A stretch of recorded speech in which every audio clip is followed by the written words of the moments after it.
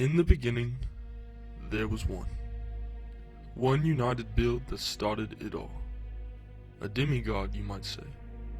A 7-foot dribble god with a shot wetter than Chef Curry's 2016 MVP caliber shooting performance. Each and every player on the court had the ability to drop their man and score at ease if need be. And it was through this young prophet that a beautiful art would emerge. ISO was born. People were having fun, people were enjoying life. All was good. Until one day, Ronnie 2K changed everything. With the snap of his gauntlet-bearing fingers, the demigod population was completely wiped out. 7-footers were slow, guards were fast. Balance was restored to the court, as all things should be. A divide that would forever change the community. Certain players continued to grasp this idea of isolated scoring. Cheesy move after cheesy move was being introduced, and with the right set of skills, calm players began to dribble faster than the speed of light. But young Ronnie was not finished. Without a sense of hesitation, a weapon of mass destruction plummeted onto the ISO community, and is still known to this day as Patch 6. Dribble gods from all around the land lost their touch. Some gave up, many gave in. Lots changed to other forms of scoring, but the strong overcame.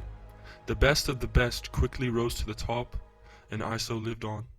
As the sun set on one era of 2K though, the light rose on another. And this light to this day has arguably been the brightest light we have seen, and in some eyes, the last true light to shine on those isolated. That light was 2K17. 2K17 brought speed back to gameplay across the board.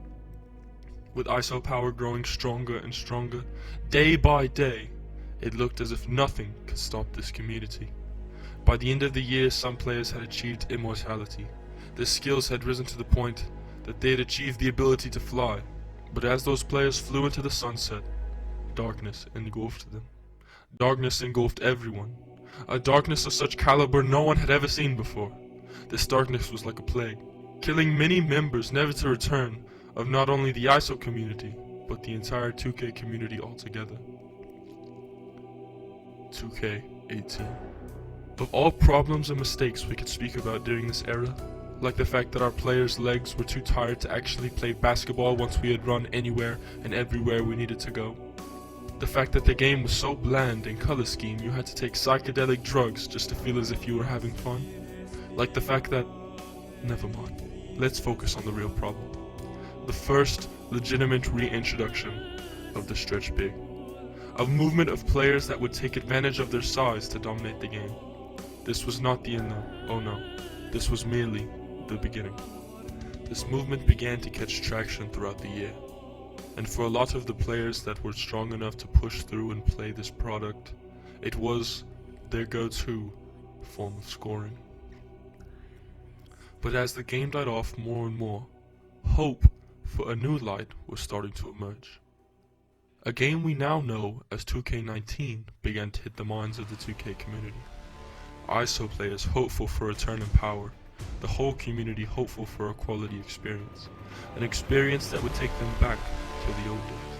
But what they got was a war. A war between the guard and the big man. A war between ISO and shooting over those. This war was bloody, gory. Friends turned to enemies, relationships turned to hate. The community was separated like never before. And as a player you were faced with a choice. Which side would you choose? Some started as guards but switched to bigs, some the opposite. But the war would rage on for a long time. A battle of who had more skill. And that battle leads us to now. NBA 2K20. At first it seemed as though ISO had lost the war. With help of Ronnie 2K yet again, dribbling was a broken art. Speed was slow, combos were difficult to put together, and each and every player had an asthma attack every game. But the ISO wasn't the only thing damaged.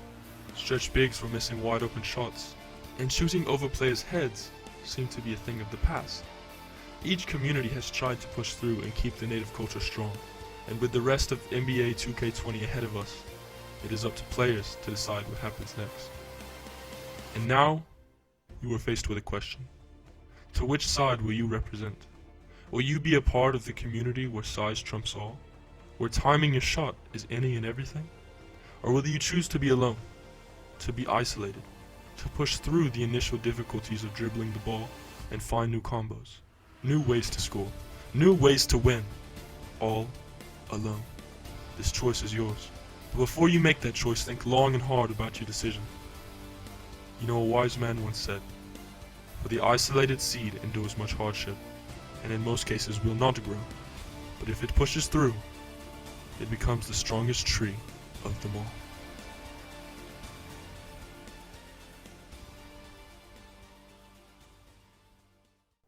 Man, what is good, YouTube? It is your boy ISO Tyler here. Man, I hope you guys enjoyed that video.